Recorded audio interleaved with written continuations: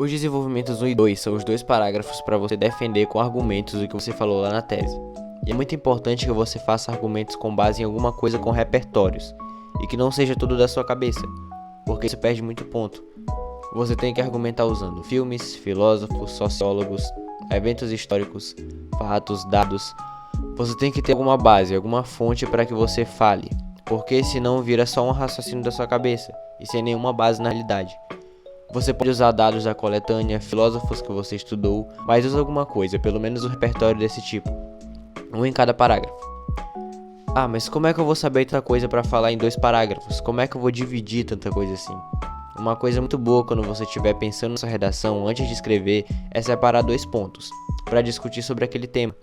Por exemplo, se fosse o tema do ano passado, visibilidade e registro civil, a garantia de acesso à cidadania no Brasil, e você pensou na falta de acesso aos direitos básicos de um brasileiro, como a educação, saúde, moradia e a falta de assistência do governo às pessoas. Você tem esses 2 pontos, divide eles nos 2 parágrafos, aborda um em um parágrafo e o outro no outro parágrafo. E aí, para melhorar ainda mais o seu texto, você coloca esses 2 pontos na sua tese, lá no final da introdução. Você vai fazer sua tese mencionando explicitamente, falando desses 2 pontos, nessa ordem, na ordem que eles vão vir. Porque assim, quando o corretor vai ler aquela sua tese, ele já entende o que vai vir nos 2 parágrafos, e facilita muito na correção. Os corretores adoram isso. Na conclusão, você vai fechar o seu texto com uma proposta de resolução do problema. Parece difícil, porque a gente não sabe resolver esses problemas, mas não precisa se preocupar.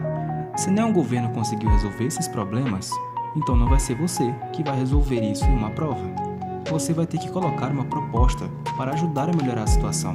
Por exemplo, uma nova lei, mudança nas escolas, uma criação de novos espaços nas comunidades.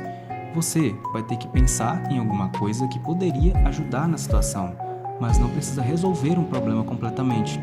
Você só precisa fazer uma proposta de intervenção. E não caia nessa de fazer mais propostas, faz só uma. E essa proposta tem que ter 5 fatores para ser completa. Estes fatores são o agente, a ação, a finalidade, o modo ou meio e o detalhamento. O agente é quem vai fazer a ação. A ação é o que vai ser feito. A finalidade é o para que está sendo feito. O porquê, o modo ou o meio, como vai ser feito. E o detalhamento, que você vai ter que aprofundar um pouco mais. E uma redação precisa desse detalhamento. Ação e agente é fácil. Você coloca, fulano vai fazer tal coisa. Na nossa redação, foi o Ministério da Saúde e o da Economia e o Programa Social.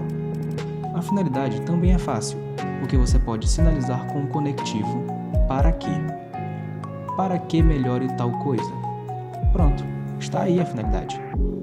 No caso, oferecer apoio aos indivíduos que se encontram nas situações de infertilidade.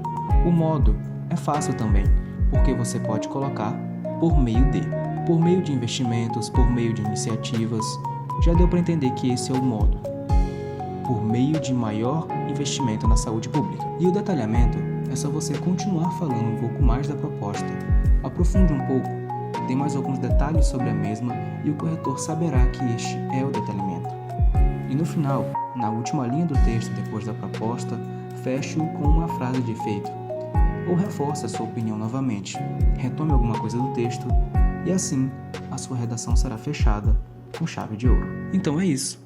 Esse foi um pouco do conhecimento que nos foi passado durante a nossa letiva.